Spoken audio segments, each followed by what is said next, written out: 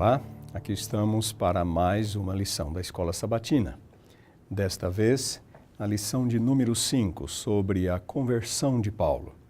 Lembrando sempre que o tema geral deste trimestre, o terceiro de 2018, é o livro de Atos, que conta a história dos primeiros 30 anos da Igreja Apostólica, aquele período extraordinário em que a Igreja realmente se tornou uma igreja mundial, um movimento mundial, como ela é hoje. Na semana passada, na lição de número 4, nós estudamos sobre aquilo que eu chamo de os primeiros líderes da igreja. Os apóstolos concentravam basicamente duas atividades: a instrução doutrinária, visto serem eles os guardiões dos ensinos de Jesus, e a comunhão nos lares, que envolvia a Santa Ceia, que envolvia as festas da fraternidade, como elas são mencionadas no Novo Testamento, orações, cânticos, enfim, duas atividades distintas. A instrução dos apóstolos, que ocorria principalmente no templo, e a comunhão nos lares. Ambas eram diárias e os apóstolos faziam tudo. A igreja cresceu e os apóstolos não estavam mais dando conta de tudo. Surgiu então a necessidade de separar os ofícios e então os 7 foram nomeados pela igreja. 7 homens piedosos, dentre os helenistas, dentre aquele grupo de judeus que haviam vindo do mundo greco-romano, que não falavam, a maior parte deles, o aramaico, que era a língua falada na Palestina.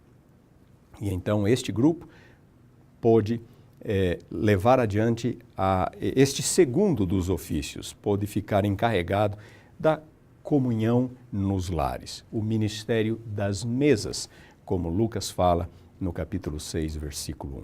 E ali nós vimos também a atividade de Estevão, os ensinos de Estevão contra o templo, contra a idolatria do templo, contra as leis cerimoniais que já haviam se tornado obsoletas desde a morte de Jesus, como Estevão foi preso, como ele foi julgado e como ele foi morto. Mas a história de Estevão, história de fé e de coragem, o primeiro mártir cristão, ela não termina com o seu apedrejamento. Naquele momento, Lucas, de maneira extraordinária, introduz Saulo, um jovem fariseu, que estava coordenando as atividades do apedrejamento de Estevão. E é bem provável que Saulo tenha sido profundamente impactado por Estevão, especialmente a oração de Estevão, pedindo que Deus perdoasse os seus algozes. E o que vem em seguida, capítulo 9 do livro de Atos, é exatamente a conversão de Paulo.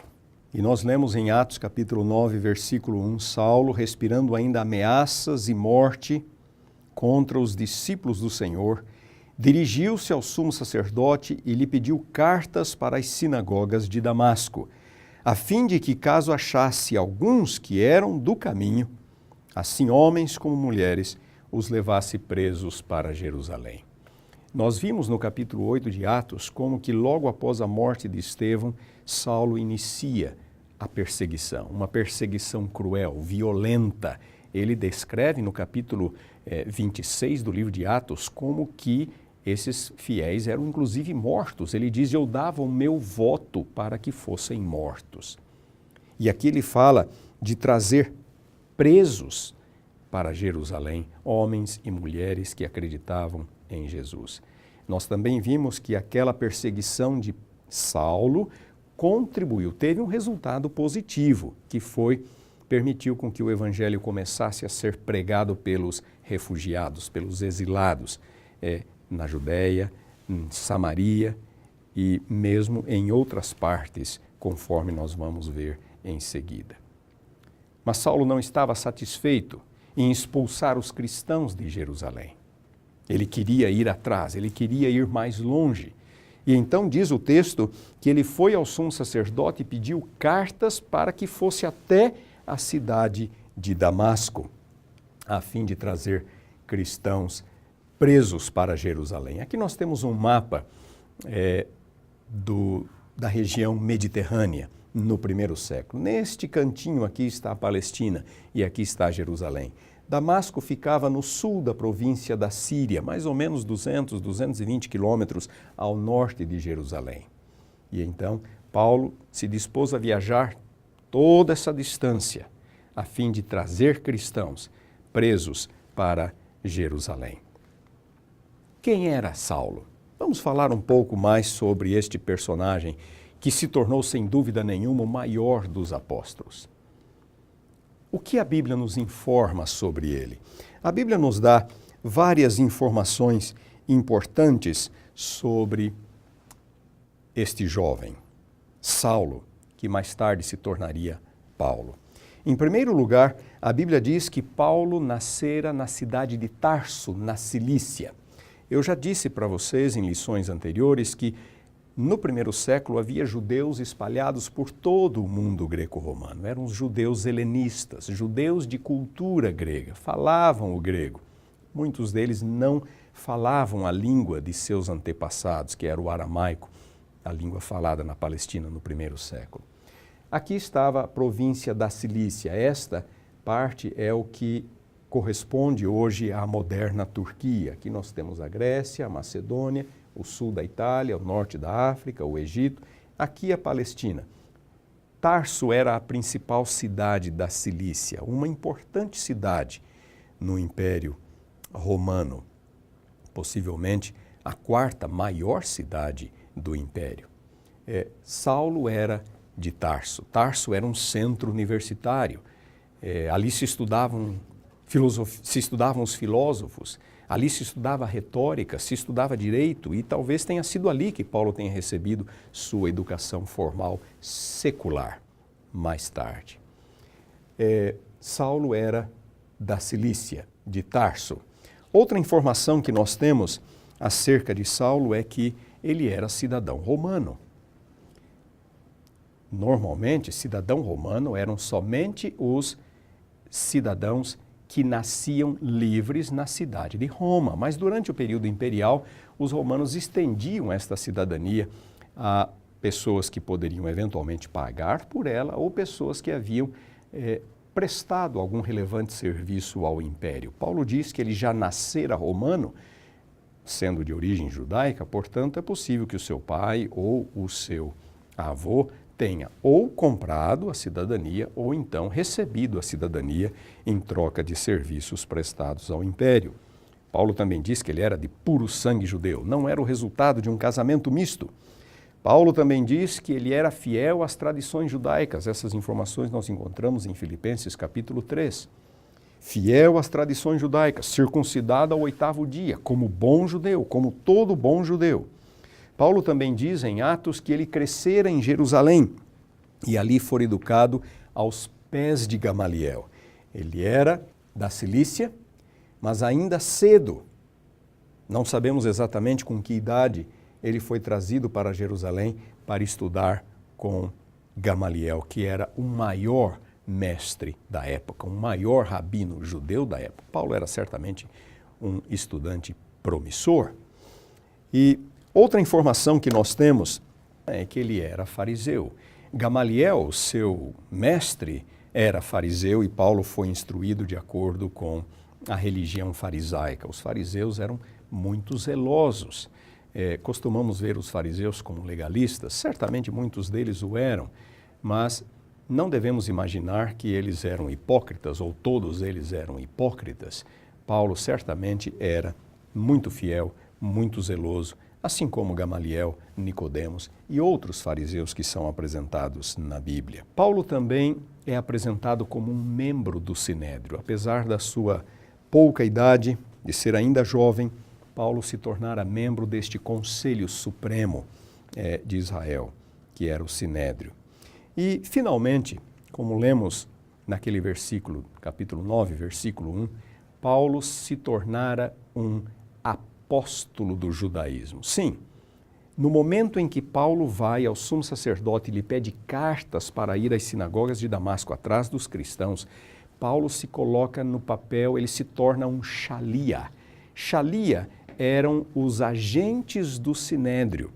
O Sinédrio costumava administrar as comunidades judaicas ao redor do mundo por meio de representantes, por meio de shalias. Eles eram autorizados pelo Sinédrio, recebiam cartas de autorização para cumprir qualquer missão e se deslocavam a várias partes do mundo para realizar aquela tarefa específica. No momento em que Paulo recebe cartas do sumo sacerdote para ir a Damasco atrás dos cristãos, ele se transforma num shalia, o que significa que Paulo fora um apóstolo judaico antes de se tornar um apóstolo cristão. A palavra shalia significa apóstolo. E então, o que aconteceu nas proximidades de Damasco foi algo extraordinário. Aquele que era o mais violento inimigo da igreja se torna o seu defensor mais habilidoso, o maior dos apóstolos. Paulo teve um encontro com Jesus. Ele diz em Gálatas capítulo 1, ele diz em 1 Coríntios capítulo 15 que o Jesus ressurrecto, o Cristo ressuscitado, apareceu a ele na estrada para Damasco. Foi algo extraordinário. Foi um encontro pessoal entre Paulo e Jesus Cristo, que mudaria não só a vida deste homem, tornando-o no maior dos apóstolos, mas que mudaria completamente a história da igreja. Muitos inimigos de Deus se converteram. Neste ponto, a história de Paulo é apenas mais uma. Mas poucos, se é que alguns, fizeram pela igreja, fizeram pelo evangelho o que Paulo fez. E então Paulo poderia falar, como ele fala em 1 Coríntios capítulo 15, versículos 8 a 10, que ele fez muito mais do que os demais apóstolos, em termos da pregação do evangelho entre os gentios. Lembram-se, eu já falei para vocês que os apóstolos ficaram enraizados em Jerusalém. No livro de Atos, eles não saem de Jerusalém. Coube a Paulo levar o evangelho ao mundo greco-romano e assim completar aquela última fase de Atos capítulo 1, versículo 8. Os apóstolos testemunharam em Jerusalém.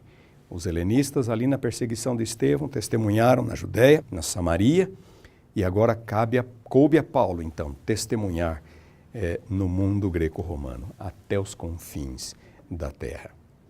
Depois desse encontro extraordinário com Paulo, ele fica cego por causa da visão celestial, ele é conduzido pela mão de seus auxiliares até a cidade de Damasco.